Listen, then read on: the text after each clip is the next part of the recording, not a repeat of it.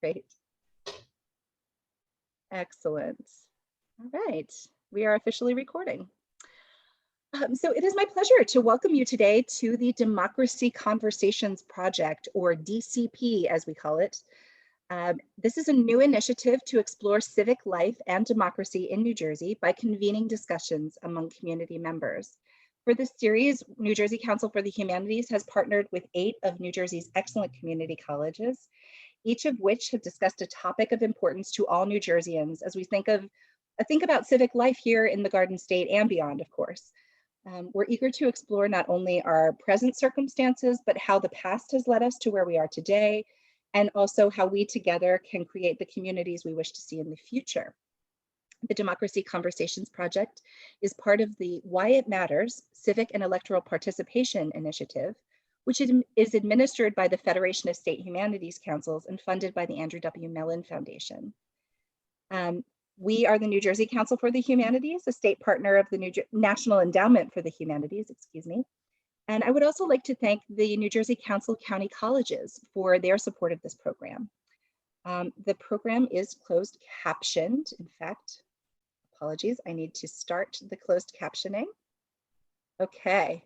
If you are not seeing closed captioning, you may need to enable that at the bottom of your Zoom screen.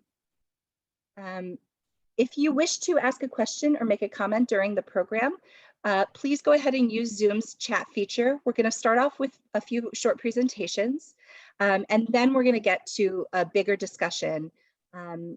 So while the presentations are happening, please use the chat feature, and we'll keep an eye on the chat throughout the presentations. And then after that, you can ask questions and make comments either in the chat or by unmuting yourself or raising your hand.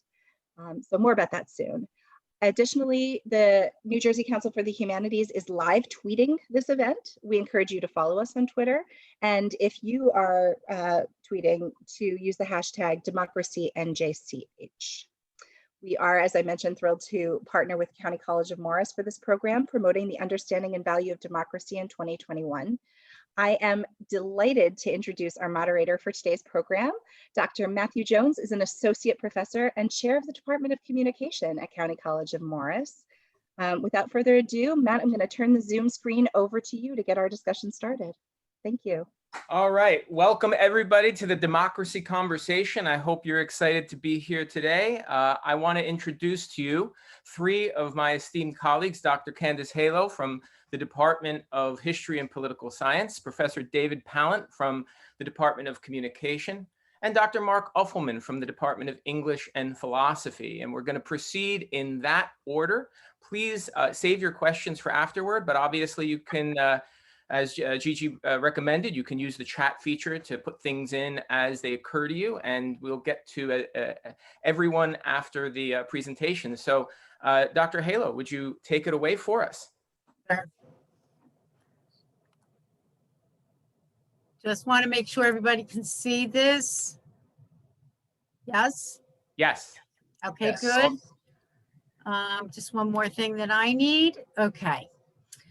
All right. So I want to thank everybody for having me here today. And this presentation, my portion of it, examines freedom of expression as a democratic ideal and civil discourse, or lack of, on the college campus. A system of freedom of expression operating in a modern democratic society is a complex mechanism, especially on the college campus. And the question is why? Because institutions of education are held as the enclave for personal intercommunication and is distinctly held as the marketplace of ideas in search of the truth, which the third presentation, my colleague, Dr. Mark Uffelman, will be presenting on.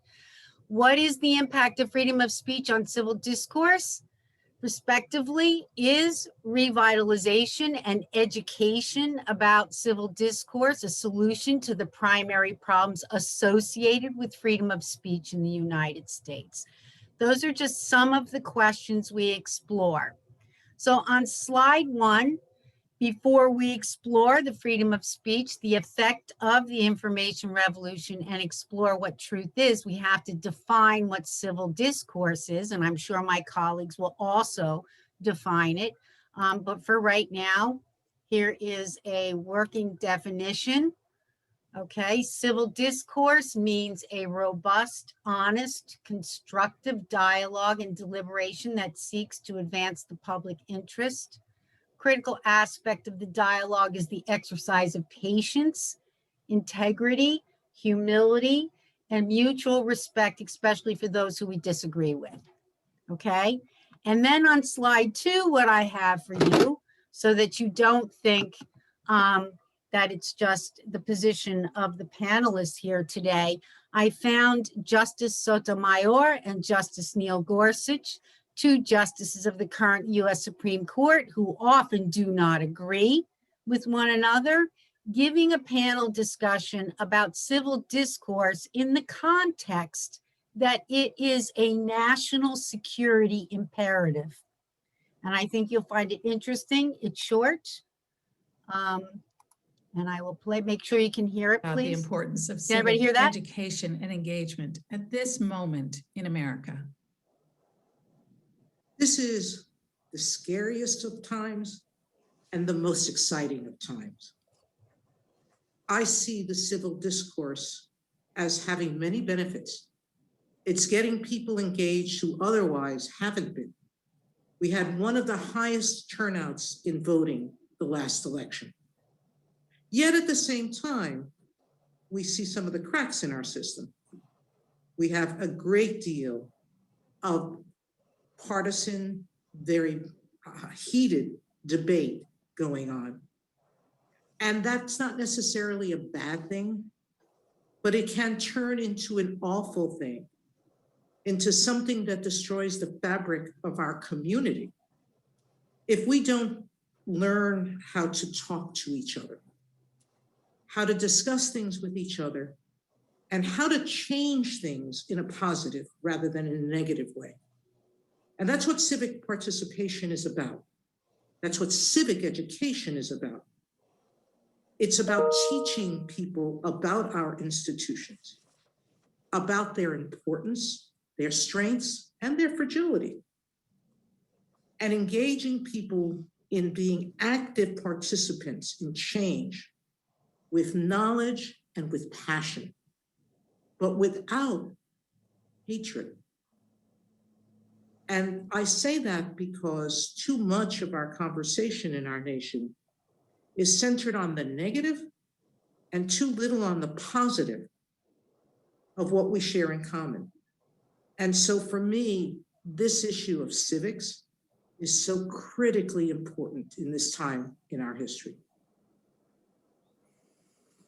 Well, you want me to chime in now, Suzanne? That would be great. Thank you.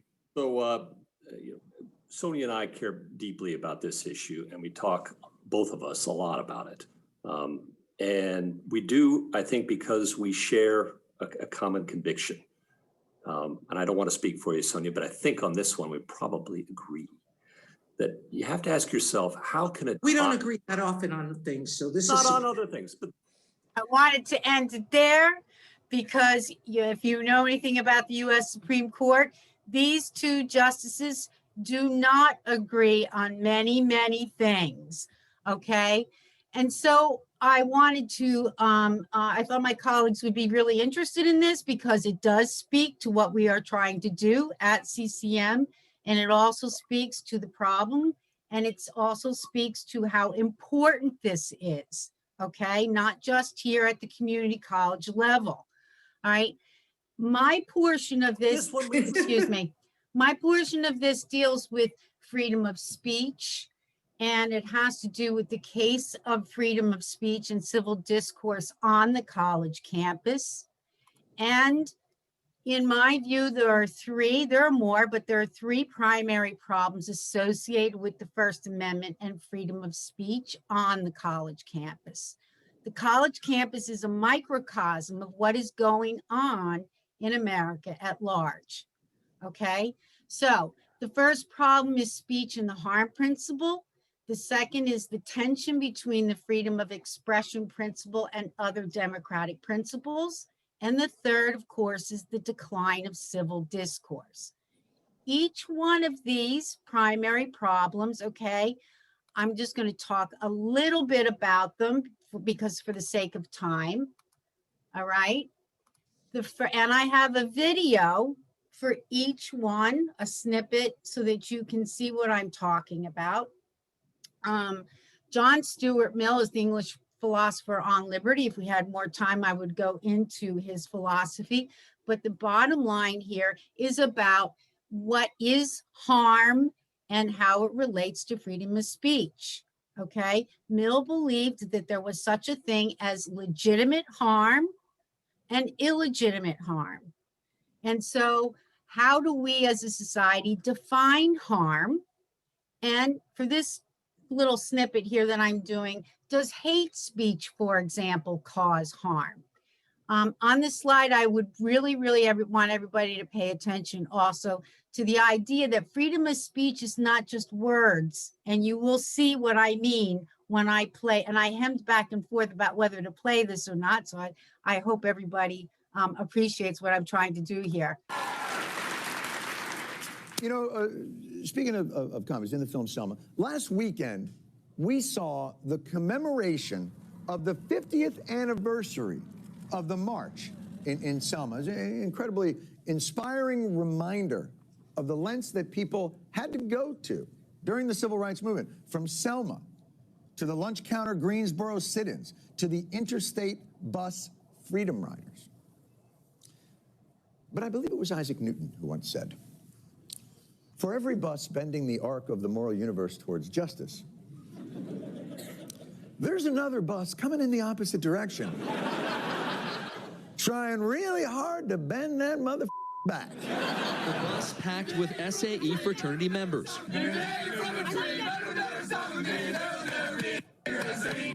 Ha, ha, ha, ha, ha, boom. That is the University of Oklahoma's Sigma Alpha Epsilon fraternity describing their rush policy in racist chant form. Now, I know what you're thinking after seeing that video. And luckily, Oklahoma linebacker Eric Stryker put your feeling into words. I'm so serious right now. SAE it up for all you white fraternities. Same all about racism don't exist. Niggas same shaking our head, giving us hugs, telling them how you really love us. Phony problem.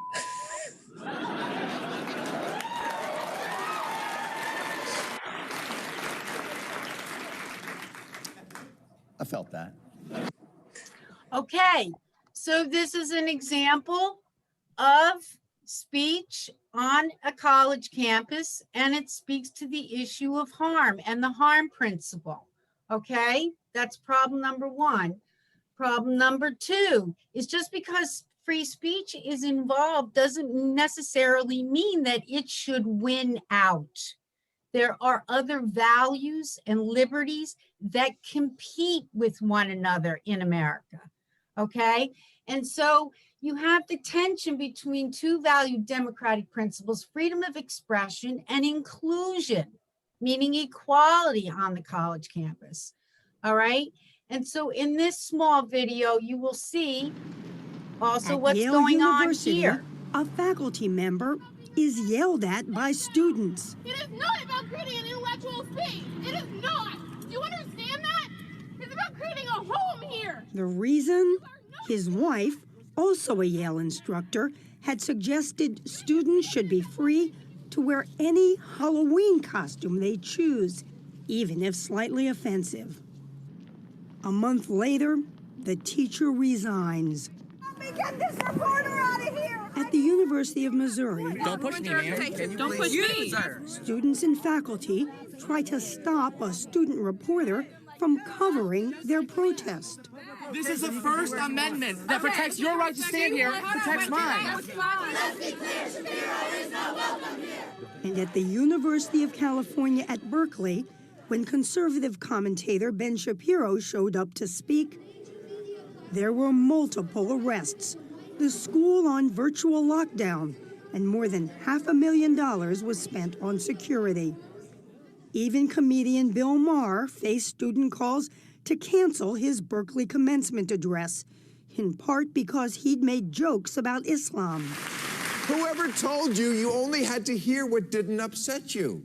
But at campuses around the country, some speakers were disinvited or simply backed out in the face of student opposition. Former Secretary of State Condoleezza Rice, head of the International Monetary Fund, Christine Lagarde, rapper and actor Common. It's got a lot of people asking, what is going on? At Yale. Sorry.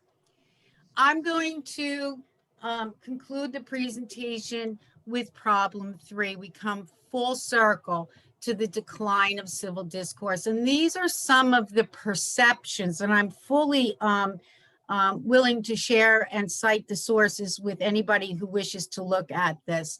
If you look, what I found so interesting about this is that they asked you, right? The person considers themselves as very, very good in being able to facilitate a discussion, but then look how it goes down. Your friends, your students at your college, and then Americans in general.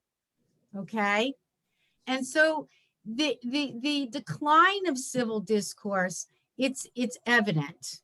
And so what I was trying to tell my students this morning, because I did present to them just to get a feel for what I was doing, I postulated several of these questions, all right, up there. Then, and these were open for discussion at the end. For example, should hate speech be protected under the First Amendment? Does it cause harm? Right? 70% down from 78% of students favor free speech, but increasingly favor limits on offensive speech. And how should the two democratic principles of speech and equality be reconciled? Right? The idea of freedom of speech is there 90%, and promoting a diverse and inclusive, safe society on that campus is 80%. And both of those values are very, very important. And then finally, what has happened to civil discourse on the college campus? It's up 61% from 54% of students say that the campus climate prevents people from speaking freely. All right. Or my students have told me they're afraid to say what they believe. So that was the purpose of our project. Okay. This is what we were trying to do. And the last part of this that I managed to pull out, and this goes for Professor Pallant's discussion, 57% of students stated that political discussion takes place on social media rather than public spaces on campus. And I see that also as a problem to facilitating civil discourse. And so I'm going to pass it to my colleague, and we can save for discussion at the end, but those are just some of the questions that maybe other people want to think about when we open it up. Okay? Thank you so much, Dr. Halo. Some very provocative clips and very interesting questions that you asked there. I want to turn it over now to Professor Pallant from the Communication Department. Take it away. Okay, so as Dr. Halo mentioned, this was a larger research project the three of us have worked on called Facilitating Civil Discourse in the Age of Fake News and Debates About the Truth. I'm going to look at media ethics, the hyper-partisanship era that we're living in, and retribalization in an age of fake news. So there's a lot here, but I'll run through it and then we'll take questions at the end. So a few questions to think about for the end or while I'm speaking. Why is a free and independent fourth estate so important to a well-functioning democracy? And has social media and technology revived civil discourse in a global village, or has it created new tribes or retribalization? And what can be done right now to control and regulate fake news or the new media industries of the tech companies, the Googles and the Twitters? And the last, is the media the enemy of the people, or are they the guardian of our democracy in the current version that we have now? So as Dr. Halo, as a political scientist, we have three constitutional balances, branches of government. If you're taking a final with her, you have to know these first three. The Constitution does not give us 4 and 5 here, but it does give us the First Amendment, which protects free speech and free media and the right to assemble. So the fourth estate is a healthy fourth estate of media is critical. And if we look at old media, print newspapers, it's critical that they're the checks and balances on potential corruption in the other three branches. They are the voice of the people, the vox populi, the fourth estate. However, some scholars, Dutton and Du Bois, have talked about a fifth estate. And a fifth estate is the social media state, where social media is individuals who are highly engaged, and they look at it in a more utopian version that it's kind of the checks and balances on maybe corrupt fourth estate even, or the other three branches. So when they were writing this, they thought that there was great hope in social media to really create civil discourse and civil discussions. So that's one thing to think about. If we look at the communication scholar Marshall McLuhan, his famous, the thing he's known for is the medium is the message. And he says societies have always been shaped more by the nature of the media by which men communicate than by the content of the communication. And he starts to talk in tribalization theory that he was really down on the printing press. When the printing press came along and print came along, he felt it was a lonely experience. He felt that the tribal oral tradition was dying, right, of the tribe. And that when that came along, he was pretty negative to that because we could have our own interpretations. Once TV came along, he thought that was a form of retribalization. So the question for us is social media a return to participatory tribal communication? And when we say that, is that a good thing or is that a bad thing where we're now pitchforks, going after each other? And we're starting to see some of that in this retribalization era. Another quote that I took from, who's this from? Let me see, give me a second. This is from, I don't see it here. I had it here on the slide. But anyways, this is from a cultural anthropologist that is looking at, is social media retribalization? Well, this Marshall McLuhan in 1960 states this in the TV area, that these new media of ours have made our world into a single unit, that the world is now like a continually sounding tribal drum, where everybody gets the message all the time. A princess gets married in England, and boom, boom, boom, go the drums, and we all hear about it instantaneously. An earthquake in North Africa, a Hollywood star gets drunk, away go the drums again. I use this word tribal. It is probably the key word here, right? So he's talking about television era, not social media, not internet, but we're going to try and see how McLuhan would see the landscape we're in today. Actually, here's the cultural anthropologist, Michael Wesch from Kansas State University, saying in tribal cultures, your identity is completely wrapped up in the question of how people know you. He says, when you look at Facebook or Twitter or any of these platforms, you can see this same pattern at work.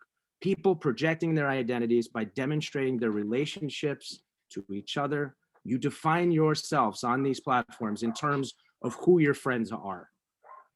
So, that's an important quote because I think that's a lot what's happening. The selfie culture of taking a photo of yourself and documenting your importance to your network.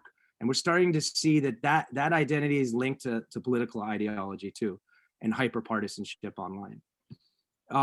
If we look at basic journalistic principles and basic media ethics, these are the focus that Professor Soltis, our journalism professor, would teach our students at CCM about integrity, objectivity, honesty, accuracy, balance. A lot of folks don't believe that Facebook or Twitter as the platform of news or the largest media companies, right, in the world have any of that, because an algorithm and we are dictating what we get back, right? And we can be targeted through bots, we'll see in a second, and other types of malicious information warfare campaigns. There's a study from Oxford, the Computational Propaganda Research Project at Oxford University. It's a really large scale study conducted in 48 countries. So this is not just the United States. And it concludes the manipulation of public opinion over social media platforms has emerged as a critical threat to public life, a national security threat, similar to what Dr. Halo said with the Supreme Court justices talking about the lack of civil discourse to break down the tribalization. While the internet has certainly opened new avenues for civic participation and political processes, the parallel rise of big data analytics, black box algorithms, and computational propaganda are raising significant concerns for policymakers worldwide. it is a true national security threat. We saw in the 2016 election, Russian operatives were targeting citizens to neutralize them, turn them one way or the other based off very controversial subjects that were put out onto the platforms. So in a lot of countries around the world, it's not just the United States, we're seeing these information warfare campaigns through social media, and it's heightened ethnic tensions, revived nationalistic movements, intensified political conflicts, and even resulted in political crises like what we saw on January 6th, January 6th, yes, the insurrection that we saw. That was heightened through a lot of these information warfare campaigns, targeting citizens to turn and attack our capital. So how does it work? You can create a bot and you can create algorithms that will target certain accounts. If you look at social media, it collects information on us and profiles. It knows more than we know about ourselves, pretty much, when it comes to marketing and advertising and public relations. Fake accounts will target citizens. They will target them in direct messages into their messaging accounts, or they will suggest news articles to them that are fake, or deep fake videos are posted out there that will then spread rapid fire throughout the population.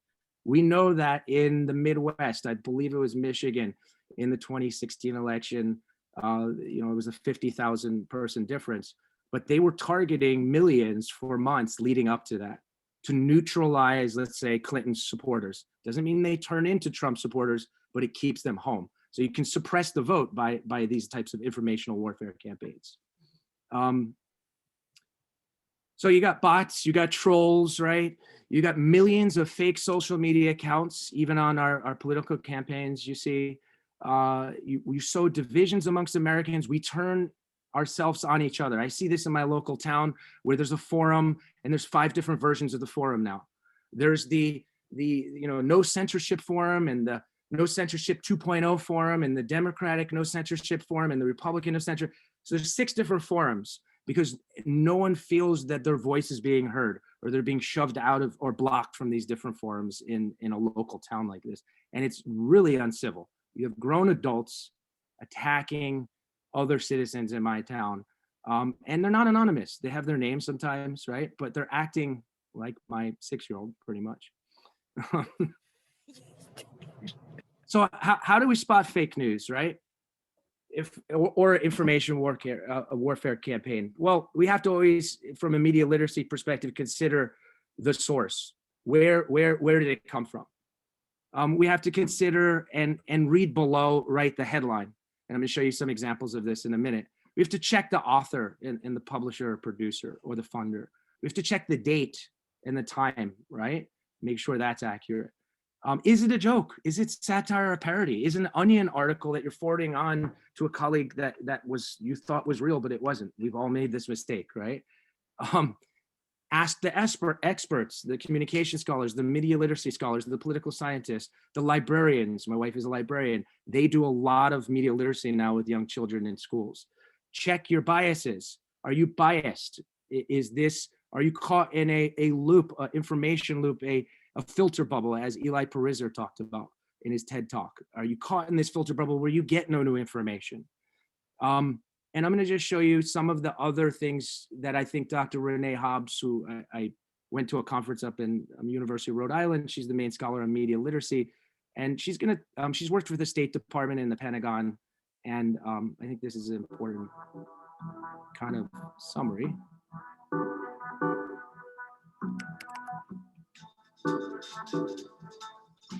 The term fake news has been pretty popular lately. It's almost unavoidable, but it's dangerous in a way because the term fake news conceals more than it reveals. It's actually a very imprecise term. It's been used to talk about many different types of media that shouldn't be compared to each other. So we think it's better to use 6 more precise labels when talking about fake news. We should be talking about disinformation, propaganda, hoaxes, parodies and satires, errors in journalism, and partisanship. those 6 concepts go a long way to helping us understand the context where misinformation can thrive. Children should start learning media literacy in the home before they go to kindergarten. And they can do that by looking through a frame and starting to see how messages are constructed just by using the frame of their fingers. It turns out that playing with your fingers to recognize the frame helps you understand one big idea of media literacy: that all messages are selective and incomplete. Children who have that understanding when they reach kindergarten are well poised to be critical thinkers and creative producers of media messages. So that was through the Embassy in the United States. Dr. Marina Hobbs has traveled the world and studied this. And I think that's a good framework because fake news seems to be just a trendy term, right? And I think there's those 6 distinctions is really important. So I'll give you a Bernie Sanders article that happened a few years ago, and it spread like wildfire across the web. This was after Hillary Clinton was already basically the candidate. Here's the headline: Bernie Sanders could replace President Trump with a little known loophole. Read this article and then share with your friends. So this is as far as people go, yes? That's it. And this went rapid fire across the entire internet. And young people who were part of his campaign and were upset that he had lost felt there was hope again. And then you read a little further, and the first paragraph is, here's exactly what we need to do to save our great society. The information here is what we've all been waiting for. By doing this, we can make Bernie the president on Inauguration Day rather than President-elect Donald Trump. Actually, no, we can't.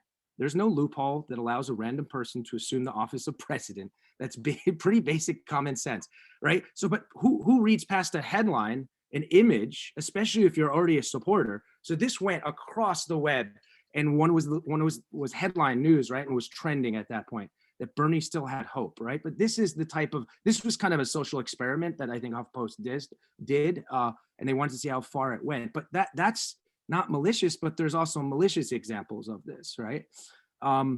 So let me just put, am I out of time? Okay, so I'm gonna look at the hyperpartisan. I'll just finish the last point and then we'll finish up and head off to Dr. Uffelman. Hyperpartisanship media crowds. Well, the psychologist Gustav Le Bon talked about crowds, and he talked about crowds are influenced mainly by images produced by judicious employment of words and formulas. And so we see a lot of propaganda and a lot of this type of irrational online kind of communication happening. And the online crowd is now a mob. And the mob now, sometimes in some examples, is being sent to people's homes. If you recall from 2 weeks ago, after one of these police shootings, the female police officer, they had to barricade her home and remove her from her house because the mob was coming, right? People had put the address out onto the web and they were ready to deal with it in their own hands. She had to actually go into hiding, I believe. We've seen this in other cases the past few years from online crowds, right? Directing people where they're at. Now, last point, are the media the enemy of the people? Well, Congress shall make no law respecting establishment of religion or prohibiting the free exercise thereof or abridging the freedom of speech or of the press, or of the right of people peacefully to assemble and petition the government for redress and grievance. That image on the right is a real photo at a Trump rally. Rope tree journalist. This is not doctored. This is not fake. Well, how did we get to, so I'm not saying every Trump supporter wore that, but the idea that one person is wearing that.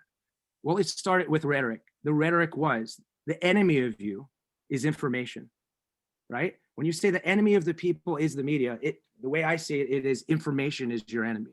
And so that was dangerous rhetoric that I think led to not just that t-shirt, but also to the attack on our Capitol.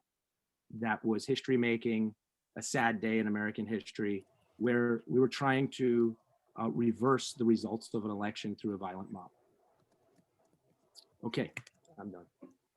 Thank you, Professor Pallant. That was very enlightening. You mentioned one of my patron saints there, Marshall McLuhan, and I guess based on that last example that you made, when he says tribal, he's very serious. very serious about it. I also like the idea of, thing amazes me about that presentation is the idea that media literacy, as important as it is right now, it wasn't if you go back hundreds of years, and everyone had one source, whether it was a religious text or whatever else it was. The idea of knowing the difference between credible sources and sources that are not credible is so important to our democracy today. So thank you very much. I want to move on now to Dr. Mark Uffelman from the Department of History and English and Philosophy. Mark, would you take it away? Thank you, Dr. Jones. Yeah, I really appreciate the setup by my two colleagues. Certainly feel that our three topics that we address, as well as our presentations, dovetail together pretty nicely. So some of the thematics that have come up already in the two previous presentations will emerge again, perhaps in a slightly different context. So that's our hope, is that by bringing three different disciplinary lenses to the challenge we face in terms of civil discourse might serve to better inform our collective effort. And so my particular discipline is philosophy. And so my concern in terms of our overarching themes is in terms of the relationship between truth and democracy. And so my presentation is titled just that, Truth and Democracy. So this is, as with all three of our presentations, is a condensed version of what we typically introduce to our collaborative classroom that we teach in. And so I'm going to do my best to get through this. There's a lot more information than I can get to in this time period. If I say something too quickly or you have a question, please just note it, and then feel free to pose it when we enter into discussion. So a worthwhile question is about whether or not democracy rather requires truth. Is that an essential part of a functioning democracy? So I thought I'd start with a little story that we all know very well. We often tell the tale to school children in the US of the honesty of George Washington, who apparently racked by guilt felt compelled to confess to his father of his misdeed of chopping down the cherry tree. The reward for his honesty, the praise of his father, who is said to have stated to young George that his honesty was worth more than 1,000 such trees. Ironically, this is in fact a myth, invented by one of Washington's biographers, Mason Locke Weems. So it never actually happened. But the interesting point to note, besides the irony of making up a story about someone that's not true about his truthfulness, is that apparently we care about truth in a democratic republic like ours. So we tell the tale to imbue our students and our children with an impulse towards honesty as something like a civic virtue, living in the type of social and political environment that we exist in. So my question, the philosophical question, is what should be the relationship between democracy and truth? This philosophical question is one I suspect many non-philosophers have begun to think about in our current socio-political climate. Prior to addressing this question, let's briefly consider the relationship between truth and the theme that unifies our discussion here today, civil discourse. What is it, and why should we strive for it, both individually and as a society? That is, in terms of civil discourse.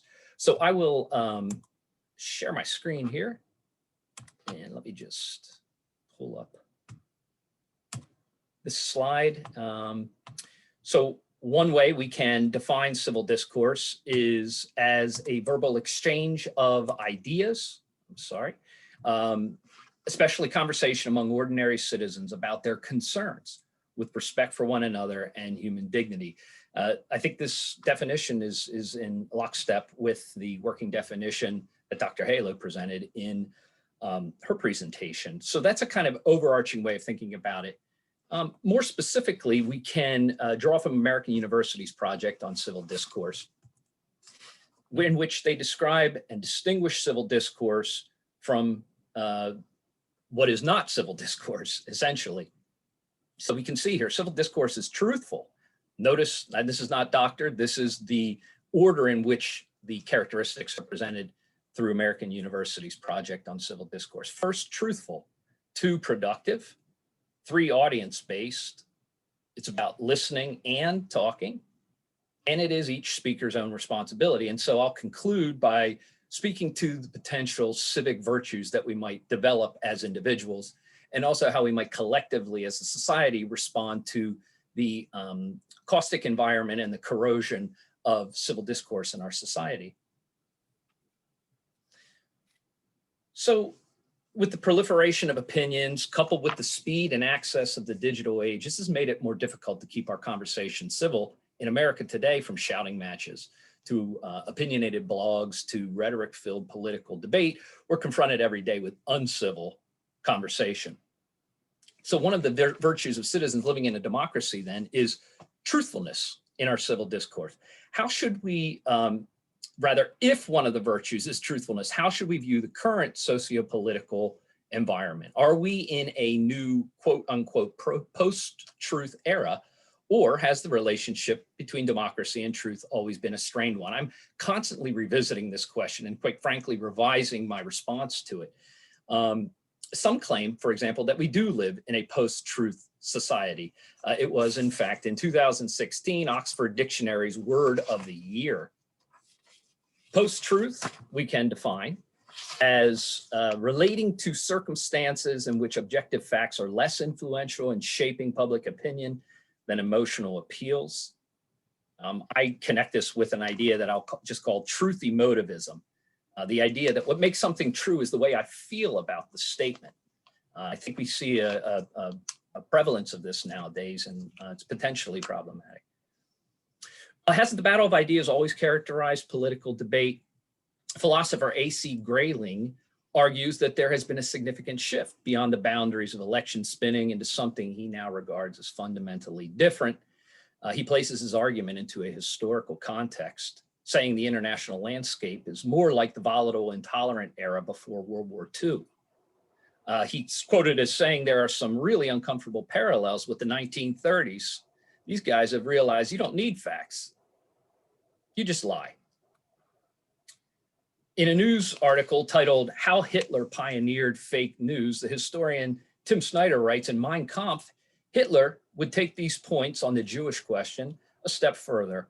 All ideas of universal goodness were simply mental traps set by Jews to catch weak German brains. The only way to restore German faith in German virtue was the physical elimination of the Jews.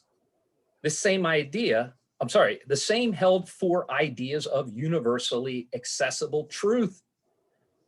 The key to understanding, he's quoted, the key to understanding why many Germans supported him lies in the Nazis' rejection of a rational, factual world.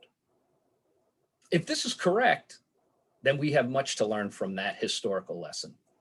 A shared, objective world would appear to be a necessary condition of meaningful dialogue in a democratic society.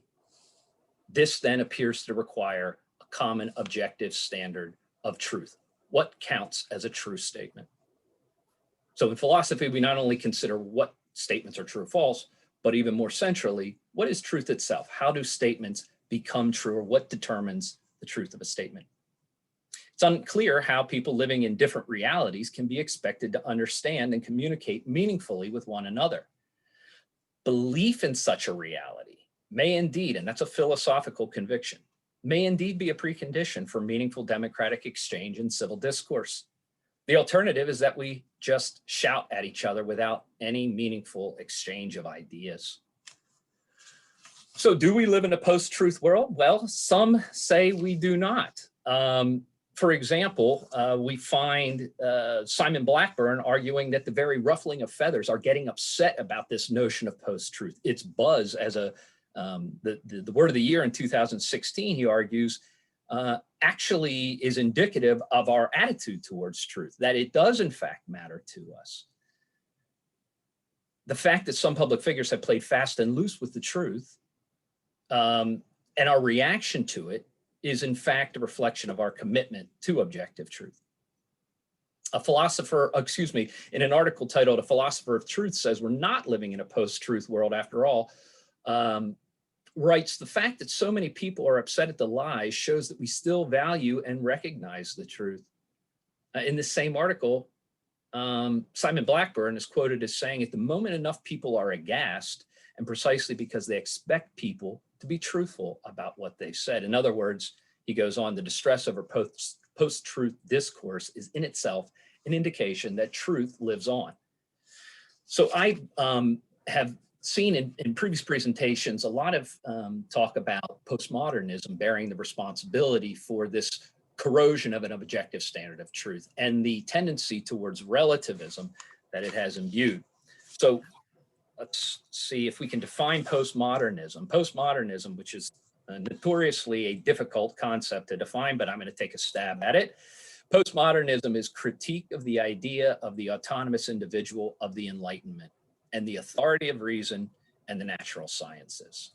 So what many have interpreted that to mean is that we do not share an objective reality. We don't share a common meaning of truth. Nietzsche, for example, said about the world as if there would be anything left once you remove perspective. In other words, all of reality is built up by our perspective. Reality itself is a product of our perspectives, not the other way around. That is a very different way of thinking, and I think it's emblematic of postmodernism. Many have seen this as a culprit in our corrosive environment, socially and politically. Political scientist Francis Fukuyama, for example, connects post-truth to the currents of postmodernism that have characterized recent decades, arguably even for the last century or longer, in what is known as continental philosophy. Bell, David A. Bell, denies that postmodernism and the work of continental philosophers are the culprit of the relativism and cynicism common in our society. We hear the line of reasoning so often, he says, that it's easy to forget how strange and unconvincing it actually is. The arguments go something like this. Postmodernist arguments deny an objective reality existing independently from human perception. And since one perception is just as good as any other, Bell continues, anything goes. Michel Foucault and Donald Trump, brothers in arms. Bell argues this reading reflects a misunderstanding of the most prominent postmodern philosophers. The radicalism, for example, of someone like Michel Foucault is not in its supposed denial of objective reality, but rather in Foucault's insistence that the way we know, understand, and speak about reality is always a matter of power relations. We can't extract power from our definitions of truth and knowledge. And Bell points out that the history of ideas, in fact, suggests the opposite, that truth and the authority to determine it has always been deeply contested, and that philosophers from ancient Greece onward have wrestled in profound and troubling ways with how to distinguish objective reality from human perception, appearance versus reality. And so if postmodernism is not to blame, what is different about our current cultural and political climate? Why such animosity? And what has caused this vitriolic approach to discourse about our politics and has strained our standards of truth, which ground meaningful dialogue? Well, following Bell and his rather persuasive arguments, we find two phenomena that could bear some responsibility, if not primary responsibility for this. One is the rise of the expert in our society and our deference to the expert. And the other is the rise of populism. In the first case, the authority enjoyed by those bodies of experts who advise and pronounce dwell in something of an insulated bubble. And moreover, the presumed objectivity of these experts can be compromised by pressure from corporate interests, lobbyists, and politicians who want expert opinion to cater to and reflect their self-interests and agendas. Public awareness of such patterns create increased suspicion and distrust in experts. On the other side, we find populism. The alleged common sense of the common folk is often riddled with misinformation, purveyed by nefarious groups, infused with money and hidden agendas that are intent upon manipulating public opinion to reflect and support their own social and political agendas. Independent of this vulnerability, the common person populism has also often had a suspicion and knee-jerk disdain for expertise, a dismissal of complexity in favor of simplicity that's often as misleading as it is informative. A complex problem presented as a simple one risks drawing exaggeratedly simple solutions that can prove to be perilous. And clearly this impulse, like the dangers of expertise, threaten attempts to establish objective standards for truth. So what can we do? And what can one try to do to improve the present situation? From the social standpoint, the information and business industries can and have profited from these phenomena. 24-hour news and social media have both bear a large amount of the responsibility for the pronounced divisions experienced in Western democracies.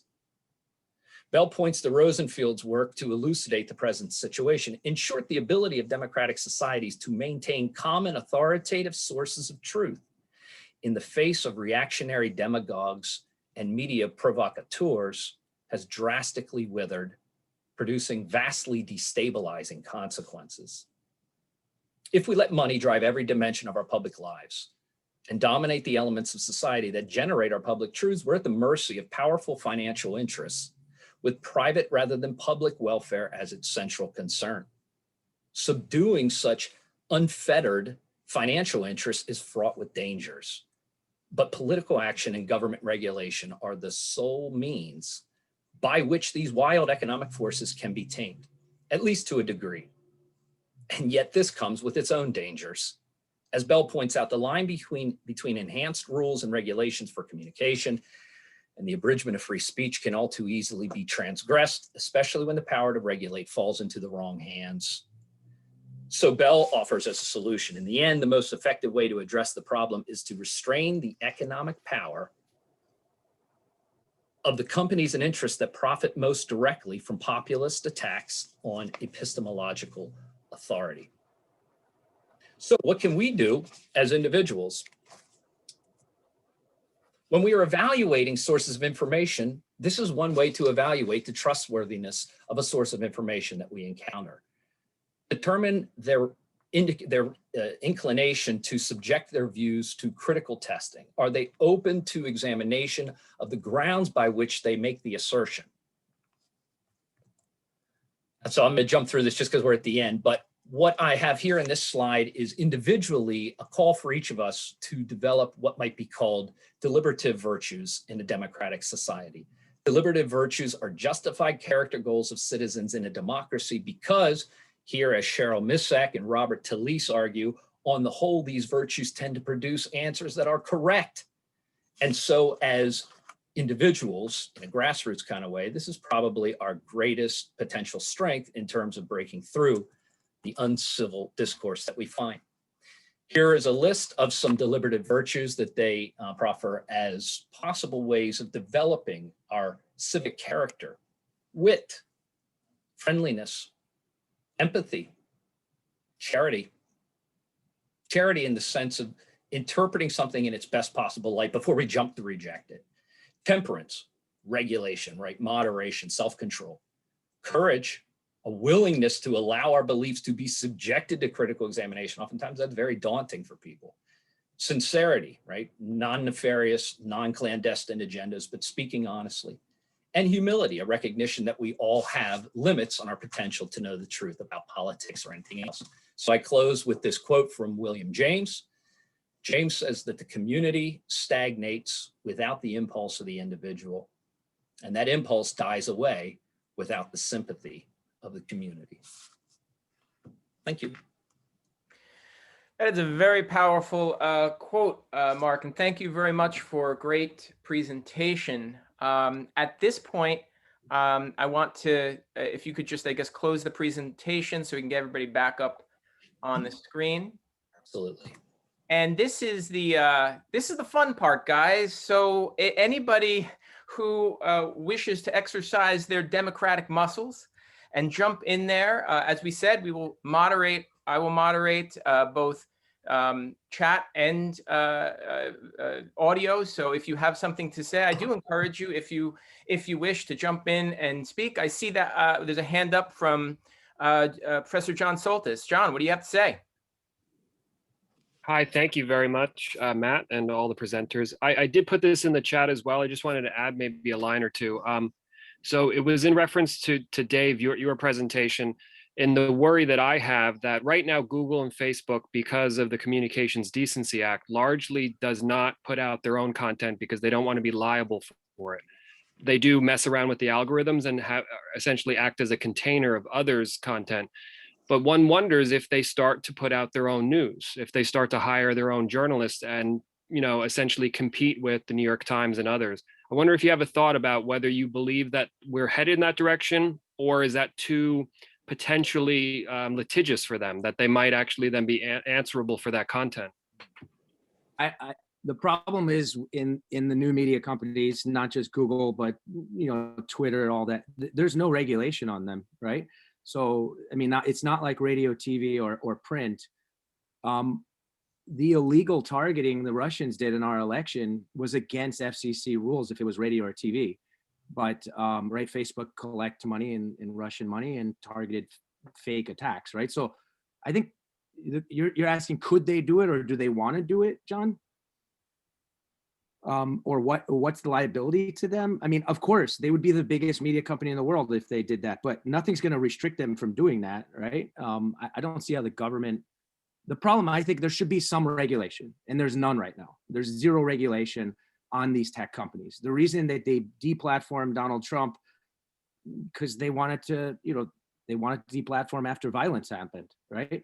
They let him say everything he said for 6 years, breaking all of the terms of agreement that Twitter had. It was only when violence happened that they deplatformed him after the election, right? So there's no rules on this, right? It's a no man's land, right? There's no regulation, I don't think, right now.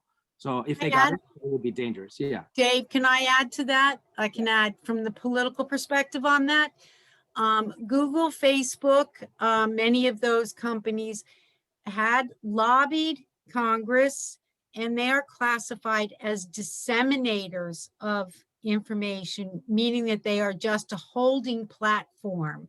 And therefore, they are not held to the standards, for example, such as the New York Times, for the content in that paper, all right, so that they would be sued. Okay, this is changing in Europe, but still in the United States. This is the current state of what's going on. As far as their motivation to change it, I'm not sure. This has already been passed by Congress, and this is how they are defined. So there is talk about moving that out of the way and moving it forward so that they are going to be regulated. But as far as I know, it hasn't happened yet. Mm-hmm. Thank you. Oh, thank you. Okay, so I see another hand up. I'm sorry, Jay Pesta? Pesta, yes, from Camden County College. And I was very interested in Dr. Blunt's comment about how people just read the headlines.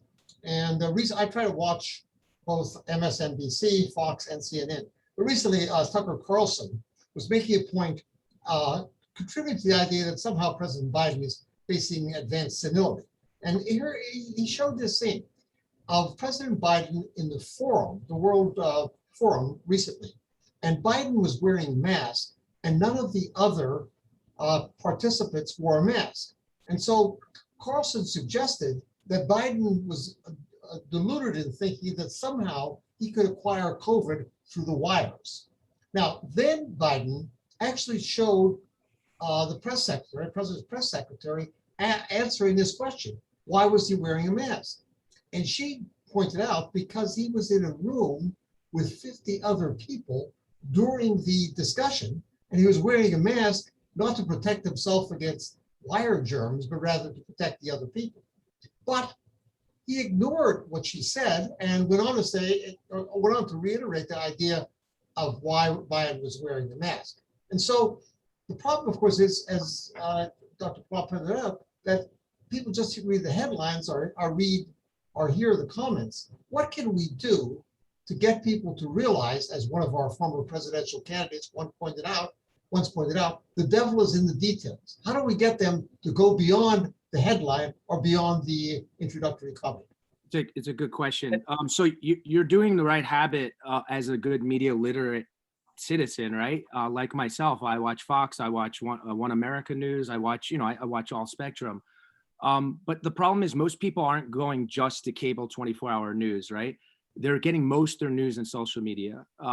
And so the problem is you get caught in this filter bubble where the algorithm only gives you articles that you like or that your network has liked. So I think Avocado and some of my students who are on the call, we do a media detox experiment. And we were just talking in other class that if we could somehow mess with the algorithm and mess with the data so much that we could start to get new friends on social media that would suggest new articles by detoxing from our normal habits, change it up, maybe get off cable news, sign up for social media, but also break that algorithm, break those data points, right? Because even your Google, if it's synced to your phone and your computer, it's going to suggest articles to you. So we did this experiment, I think the other day, where we were looking at international and national news, and each student had a different, we were saying, is it different? And it was different based off profile. So I would say challenge, you're doing a good thing with traditional old media, but now if you're looking at the internet use, not just a search engine, but really challenge yourself by breaking those data points,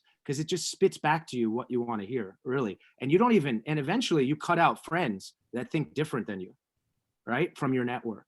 So it's a hard thing to do. There's a lot of people that say there should be some regulation on this because citizens can't do it themselves, right? It's such a sophisticated algorithms, and sometimes the algorithms have bias built into them, because it's only one or two engineers that have built the algorithm. There's some calls for some type of common sense regulation. And we saw that with this disclaimers of fake news that started during the election to say this is questionable, right? This article. I'm concerned about that too, right? That infringes on free speech, obviously.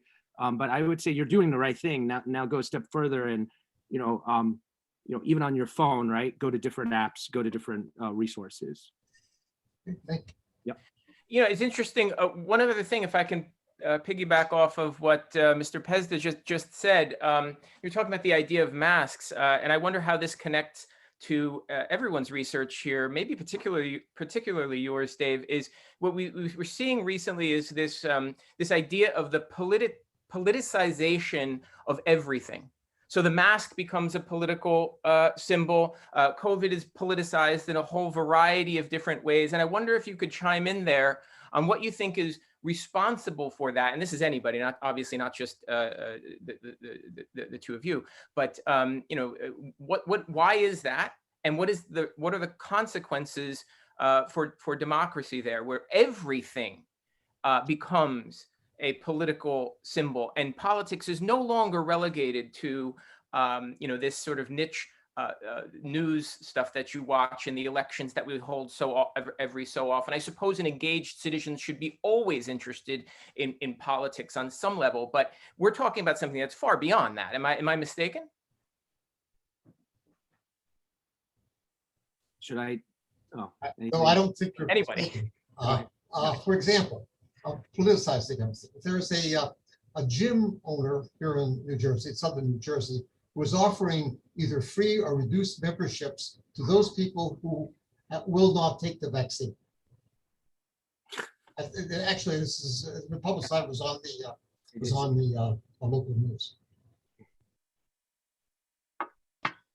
So let me add to the conversation on this. Let me jump in. I'm not a media expert or a communications expert, but I got to be honest with you. Most of the students that I'm talking to are telling me they are disengaging from social media, that it's toxic. And in my view, education is the vehicle for trying to change this. Okay, being educated about what information sources you have, what you're looking at, and being able to critically subject your own thinking, like Dr. Uffelman suggested, is a process that has to occur. And that should be part of education here, all right? And it's been lost. You talk to students and they will tell you, look, Dr. Halo, I learned stuff when I was in middle school. By the time I turned 18 years old, I forgot all of it. Okay? This is what I'm hearing. I am hearing a rejection of social media from the students as a source of legitimate information, as a way to look at political issues, as a way of trying to demonstrate and participate as an informed citizen. So I think for what we're talking about today, the revitalization, all right, has to happen in the educational forum. I think that's really, truly the solution. There are other solutions here, and they're all viable. Breaking an algorithm, I'm totally for it, Dave. I really am. But I think at the end of the day, when you're talking about what you are going to do and what part of the mission is of education, this has to be part of it. It got lost somewhere. Yeah, and Candace, if I can jump in on that too. Absolutely. It reminds me in what you're saying of, you know, here we are, we're all educators, right? So we have a conviction about the power of education, obviously, as a kind of premise to our being here. But that notwithstanding, I would echo what you're saying. John Dewey's Democracy and Education. In it, Dewey makes the case that if you're going to have a democracy, if that's going to be your system of government, then your number one priority should be education, because the stakeholders are also the decision maker, right? The general population is sovereign, and thus effectively through representation, directing policy in one form or fashion. And since ultimately the buck stops with the people, it is essential that they be informed and that they be cultured and educated in order to appreciate things like intellectual history, how we've gotten to where we are. And even, you know, you can tell with our discourse today, we're wrangling with very difficult questions, and we spend our time thinking about this stuff on a regular basis. And that's no disrespect to the average citizen, because I know that they are as well too. But even with the tools we have at our disposal, there's a challenge in this, which is why we approach so much of this with questions rather than pronouncements. And yet I also think that the answers we've discovered are of great value to our students, and we can make an impact and dent this, at least, if not create a critical mass, if we prioritize the value of education in our society. And that would mean things like holding it to be a much more important role in our society than sometimes it's regarded. A lot of times we pay lip service to the importance of education, but among other things, our dollars don't reflect that. And so this isn't a call for us to have increased salaries or anything like that. We didn't get into this to be rich, but I just simply mention that because I think that is a good inroad, just to echo Dr. Halo's comments about the power of education. Okay, thank you, Mark. That was wonderful. What a cohesive response and a call for more education. I just want to make one response to Candace, and then Jill. I see Jill Shenham has her hand up, and then we have to get to some of the comments in the chat. But one thing that occurred to me, what you said, Candace, is this idea that people are denying their use of social media. You know, in different eras in history, we know, of course, that media forms hold different levels of status. So people might have denied watching a lot of TV back in the 1970s or something like that. And it's like, oh, I never checked my Facebook account, you know, over here, you know, that sort of thing. And as I was thinking of that, the irony sort of occurred to me also of how the early creators and constructors of the internet, like Leonard Kleinrock, for example, is very famous for talking about the democratizing function of media. And we're talking here in this discussion about the diametric opposite of that. Exactly. So, I mean, there's a huge, incredible irony for you. The early, the early creators were all like, you know, we're going to free the knowledge and we're going to let people see and people will be able to have an open democratic exchange of ideas. And it certainly hasn't, moved in that position. I do want to get to Jill. Obviously, you want to make sure I get to everybody, but Jill Shenham, why don't you take it away? Oh, no, yeah. Matt, just, it used to be that the internet was going to be, there was going to be the creation of the netizen, right? Everybody, the netizen. Yes. Yes. The netizen, right.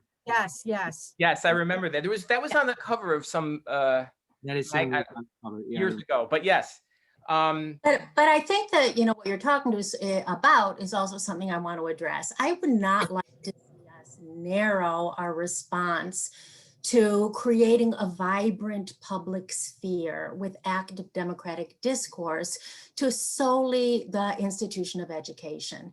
Because I think that what all of you are talking about, and part of what we've seen over the past 40 years with the growth of advanced capitalism under a neoliberal sort of regime, is the erosion of the public sphere, the erosion of our public higher education with a massive decline in funding and increased surveillance, but also the erosion of other areas of democratic discourse. And one that comes to mind with me is unions. I mean, for many people who didn't go to college, unions provided them with an alternative way of understanding American society, which was contrary to that of the dominant discourse they were being sort of taught or heard by the elites. And it's the same thing when you talk about, you know, the democratic potential of the internet. Of course, the internet, any technology has incredible democratic potential, but what happens with advanced capitalism and sort of the growth of oligopolies and corporate money power, that's what we have to think about in terms of all these spheres and how we can fight against that, not just individually, Mark, I would say, but collectively to create a much more democratic public sphere. Thank you. It's a good point, Jill. It really is. That's a very good point about what has happened and the carving out of public spheres. The only point that I was trying to make was simply that somewhere along the line in education, it got lost for many of the students. That's the only thing. And that's why I think this forum is so wonderful, because we're reaching out not just to the students here, but the community at large. Oh, okay. I don't want to forget the folks in the chat, so I'm just going to jump into the chat. We're going to go in order. I see Donald Mitura. Since this is a discussion about the promotion and understanding of democracy, I wonder what light you might be able to shed on what appears to be a series of pretty shocking actions on the part of the County College of Morris administration against both union members and student journalists. Oh, so this is personal. How do you continue to promote democracy in such an illiberal environment? Does anyone want to field that one? Yeah, definitely. That's a sarcastic, yeah. It's a good question, though. I'll add something to that. You know, what happened to the student journalists a few years ago, I think was an extension of what was happening on the national scene. That it's all right to suppress free speech and it's all right to suppress the rights of a journalist. And it was shocking what happened, that a student newspaper would come under attack in the way that it did. I don't think we were unique, but it was so unique that the Student Press Law Center, you know, comment on this and looked into this situation.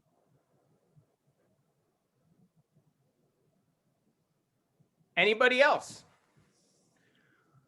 Okay, moving on to, we have Avocado Pit. To what degree do you think our pre-college, excuse me, I gotta slow down here. To what degree do you think our pre-college school structure that is based on an authoritarian head who determines right and wrong and awards grades fails to teach children to debate passionately, but in a civil manner with their peers? How can schools help teach our very young children to appreciate discourse that may not culminate in a black or white decision? What a great question, Avocado Pit. Do we have any responses for that? It actually came up in my class this morning, okay? That in high schools, not even high schools, in middle school, they are not allowed to do this, right? That it's considered disruptive to learning, okay? This is what the students were telling me about this morning in this morning's class. So how do you do that? There has to be a reinvigoration of it, okay? I mean, I think, I'm not positive, but I think what happened along the way is that the emphasis on math and science, no disparaging remarks about those two disciplines at all, all right? But the emphasis was always placed on that, and somehow this got lost. You don't want to have the indoctrination of children. Simultaneously, you're trying, what you should be trying to create is the idea that they are individuals and that they have the capacity to think for themselves. And that's difficult, but I believe it's possible. I believe that that's possible, but it's a systemic change. It's going to happen. And that, of course, is difficult. All right. But that's what we have tried to do at the college level. I don't know how much, I mean, we would really have to reach out below that, okay, in the high schools and in the middle schools to do that. It's difficult. There's some, Dr. Halo's point, there's some movement now in the state of New Jersey. Governor Murphy has passed a K through 12 bill that basically enacts civic education and media literacy in these types of courses. However, if you're not getting a grade, there's no test on it, right? And it's not a full class, right? Or it's full curriculum. I don't know how much you can get done, right? But we're trying to propose a civics course, at the college level, but it's almost too late. They're already voters by then, right? They should be getting that for 10 years leading up to their 18th birthday, right? Which I think we've wiped out most civic education in our research, right, Dr. Halo, across the country since the 60s, 70s, it's been wiped out, right? Yes. In K through 12. Yes. And yesterday, the Supreme Court took up a case of a student from Monterey, Pennsylvania, in which she posted a criticism of the school district, and was censored, was penalized. I don't remember the exact conditions, but the court, the opinions that were not opinions, but when the questions that were discussed, it appears that since this student did this off campus, that they were inclined to supporting the student's right to do it. That was a case that came before the court, I think, just yesterday. Yes, students do not lose their rights at the schoolhouse gate. Famous case, Tinker versus Des Moines. All students who take political science should be fully aware of that case.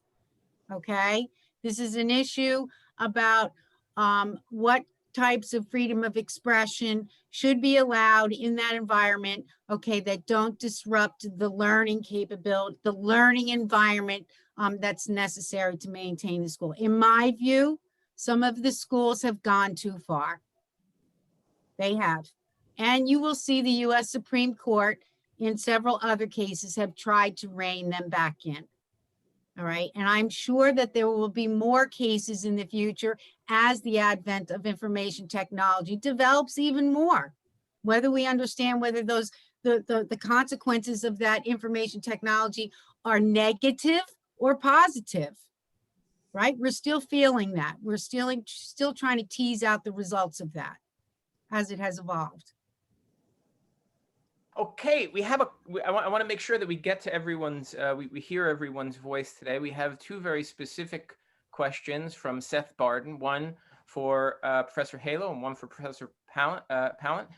Within the statistical section of your presentation, Professor Halo, what category would college fraternities and sororities fall under? I'm not quite sure which part. Seth, can you chime in there if you don't mind? Does he mean under free speech or? So he had the statistical breakdown, right, Seth? Those 4 categories. Yeah, that's what I wanted to look into specifically. So I wasn't sure where to determine college sororities and fraternities to be at on an American level, a friend level, or any. Oh, I see what you're saying. Okay. Well, they would be a group on a college campus, okay? And if you were in that fraternity, you would consider those people your friends, all right, until they got in trouble, correct? But the perception of civil discourse was interesting to me that, I can do it, my friend's not so good, all right? As it relates to the fraternity, And that group, that's a good question, Seth. That's a good question. It's a good question. Let me think about that one. All right, I have to think about that one. If I can offer a body of literature to you there, Seth, too, this reminds me very much, what Candace put up on her chart reminds me very much of a theory in persuasion called the third person effect. And it has to do with this idea that we always see others, not ourselves, as much more vulnerable to the persuasive effects of advertising. So we're clever. We have the media literacy skills to distinguish fact from fancy. But all of those others folks out there, they're duped. They're going to be duped. And this is dangerous for America. And this is dangerous for the world. We can't allow this because I'm surrounded by a bunch of fools. And so that reminds me very much of that. People close to us, that proximity, the psychological effect of proximity. We're like, yeah, we've got this figured out. The further you get away from me, the more difficult it becomes to vouch for people, I suppose. It's called the third person effect. It's in research on persuasion. Thank you. This is a really great question. There's also one for you, David. As technology progresses, do you believe deep fakes will become a primary subject of fabricated news? Well, it is already, right, Seth? I mean, it's become the past few years. I think, that's that broader area of fake news. Will it be part of, will we be able to distinguish it? Is that your question? It's very hard. The answer is it's very difficult to even distinguish. Someone could create a deep fake right now of this conversation, and it would be very hard with the human eye or ear to know who was speaking, right? I mean, Dr. Jones could be Tom Cruise, right? And he could be saying all the stuff he just lectured on or just moderated for this talk. So it's very hard. The technology is so advanced. There is no, it's not like Photoshopped where you can see, it's a seamless kind of experience, right? It feels like it's real. So it's really hard to even identify it. That's a hard one to identify for the average person. And I think that will be a bigger issue as we go forward, a much bigger issue when video is faked. Yeah. Doesn't this have some kind of relationship to postmodernism? I hate to put you on the spot there, Mark, but as it becomes more and more difficult to distinguish reality and fiction, isn't that almost entering, I'm going to be a little sloppy with my theorists here, but a kind of hyper-real environment? Is this a term that postmodernists might use to describe the sort of environment where you can't tell the difference between what's real and what's fake? And if that's true, then isn't this whole basis of, we're going to make rational decisions based on the objective reality, doesn't that call that whole thing into question? Yeah, and it reminds me of Jean Baudrillard's Simulation and Simulacra. And exactly, that's who we get that term hyper-reality from, right? Baudrillard. Who would be an example of probably of a postmodernist. He was writing like McLuhan around the time of TV. That was his primary, because a little after him, into the 90s. So he was kind of predating the internet. But I think the answer to your question, Dr. Jones, is probably yes. It is becoming increasingly difficult. We have simulation all over the place, right? That's what we spend online. We're looking at simulations. And our ability to differentiate that from what's real is clearly problematic. At the risk of asking a heretical question here, Mark, if we must, adapt to our environment, then is it possible that these new technologies may make democracy antiquated? So you're saying inevitably authoritarian models creep in as a consequence? As a function of technological determinism? That's a tough question. Possibly, I hope not, is my answer. I would say, yeah, it's a very real possibility. Clearly, even the reference in Professor Pallant's talks to social media and the way that people craft an image of themselves in the way they want to be seen rather than for who they truly are, I think ties into this as well. And our ability to, say, oh, I know that person. Yeah, I'm friends with them on Facebook. Yeah. You really don't know the person. I got to say, Mark, I share your sentiment. I hope not to. And I mean that with all sincerity. And I want to return, though, to just real quick. I don't want to dominate. I'm supposed to be moderating this, so I don't want to dominate the point. But But you did mention, as I mentioned before, my patron saint there, Marshall McLuhan. And I do have to disagree with one little interpretation you had there, that he had these ideas that were really set in stone about what was good and what was bad. Marshall McLuhan is very agnostic, at least in my reading of understanding media. And the point is that, all he said that was electronic media, that was the word at the time, was going to bring the world together. He didn't say that we were going to give each other a big hug. He just said it was going to bring the world together. The consequences are something else. That's a different theorist. That's Neil Postman. Neil Postman made no bones about what was good and what was bad. Right.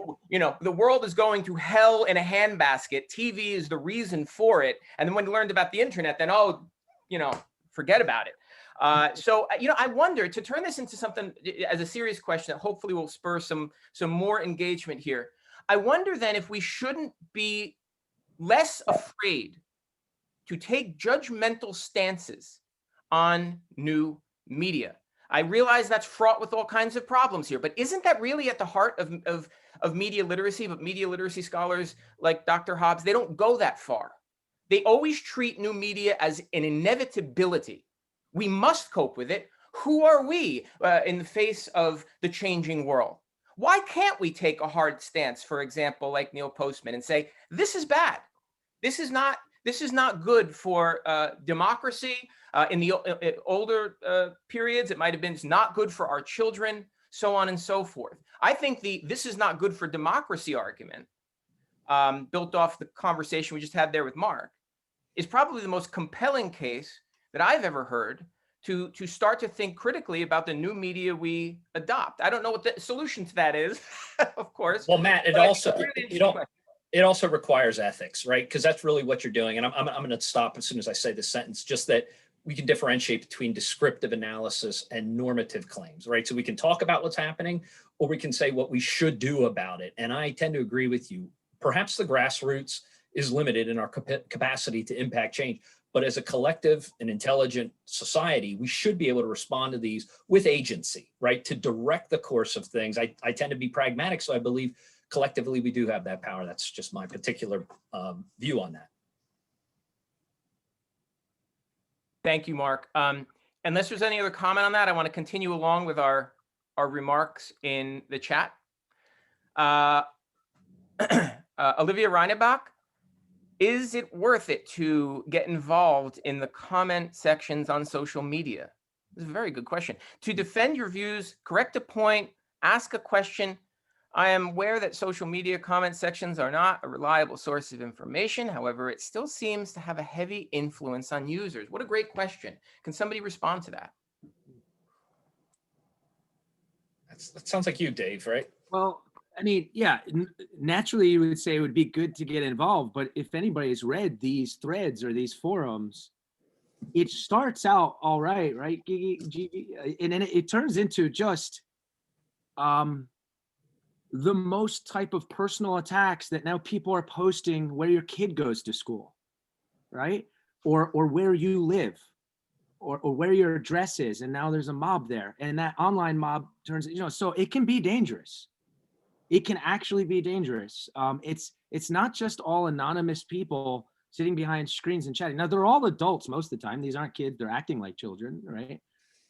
But we've had many cases where it can actually be dangerous to engage with your citizens. And I'll give you an example where there was such hate on this forum in my town where the moderator had to shut everything down and then was accused of censorship. And then there was 3 new sites created of no censorship. But at one point she said, let's take this offline. The mayor has set up a time for all parties to come. There's going to be coffee in town hall. And who came? The mayor and the moderator, the mayor and the administrator of the site. No one else showed up. Not one other citizen showed up to work out their differences. So is it productive? I don't know. In that example, it didn't seem so productive, right? To engage with people in these forums. I don't engage in any of it. I read it all for entertainment purposes. But I don't see I don't know if there's a value. People aren't arguing with facts even. They're arguing with propaganda. They're arguing with conspiracy theory. They're arguing with fake news on these forums. They have agendas. It's not really the public sphere. right? Or a healthy public sphere, the way I see it. Well, I mean, Dave, isn't this also a question? If I could, reframe this for a second. I know we've got about less than 10 minutes left at this point, but I mean, is this maybe a byproduct of the fact that we're noticing all of this difference in the level of civility in our discourse, and we're noticing these emergent phenomenon like fake news? Is this in part because under the old model, prior to the democratizing effect of the internet, that the only people who had a voice were people who were educated and had access to the means of dissemination of information? In other words, perhaps this, what we're experiencing now, is a truer form of democracy, but in its nascent stage, because the public is not yet, we don't have enough media literacy to regain that level of discourse. Think of the examples we have in society, right? When we talk about debate or dialogue or the big event. If you all saw the first presidential debate of Donald Trump and Joe Biden, that was not dialogue. That was not civil. There was nothing about that was civil or even what a debate was, right? It didn't discuss policy. We cut off each other, right, before the next person speaks. We attack the moderator. Sorry, Matt, right? We attack the moderator. We go after the moderator. We shut you down before you're able to even moderate this. I mean, both sides did it, right? It was a show. It was a spectacle. That was not a debate. But I think citizens see that, and now they're like, let me do this on my town forum. Wait a second here, Dave. That's a very clever way out of my question. But at the same time, I have to ask, chicken or the egg here, Dave? Chicken or the egg? Are they behaving that way because they've become thoroughly aware that this is what appeals to the audience, to the voter, or is it the other way around? I'm not so sure that you're seeing this top-down model that you just laid out, where people are influenced by the bad behavior of their politicians, without their politicians being influenced by their bad behavior. Couldn't it be both? Couldn't it work in two directions? Right. Like Aristotle spoke about the way that a just government requires virtuous citizens, but virtuous citizens require a just government. In other words, could it not be perhaps the vectors point in both directions? I agree with Dr. Offelman on that. A transactional model of communication. Thank you for that. Exactly. Another question. I don't know where you said we were getting close. How close are we now? She's gonna let it ride. No. Oh, okay. All right. There's one question there, Matt, in the chat. Oh, yes. Sorry. Melissa, doesn't engaging on a comment thread boost the popularity, positive or negative, and visibility of the comment itself, causing it to be spread further? If you can't correct and educate on these threads, what would be a good way of combating falsified information that is circulating? Great point. In other words, there's no such thing as bad publicity, right, Melissa? Yeah. That's a good one. Melissa, yeah, so that's a tough one. So but the problem is, if you put a fact out and you say this is wrong, right? People they'll say that's fake, right? They won't even believe the quote if you put a quote, right? Or they won't believe the video or the link, right? They'll question your link, right? But then they won't just question the link, they'll attack you, right? Or they'll go after the point of what you're trying to say. I mean, most of the time you've been in these forums, right, Melissa? So, I mean, or you've seen this, right? I've certainly seen it, yes. So, I mean, do you feel it's getting so hostile that, like, do you even want to be part of it? I just get concerned that citizens pull back and don't want to be engaged at all, right? Because there's examples of just these few examples I mentioned. They just pull back on they just silence themselves on the subjects, right? Spiral silence theory, right, in communication says you just go quiet because the prevailing wind, right, is that what you're going to say is against the majority, right? So you just go silent or you just shut it off. Do you think that happens a lot? For me personally, I would say yes. I'm not a very aggressive person, typically. So I usually try to avoid conflict with people I don't know, because you don't know what that type of person can do or say, or if they'll try and find your address and knock on your door one day, because people are insane. Yeah. But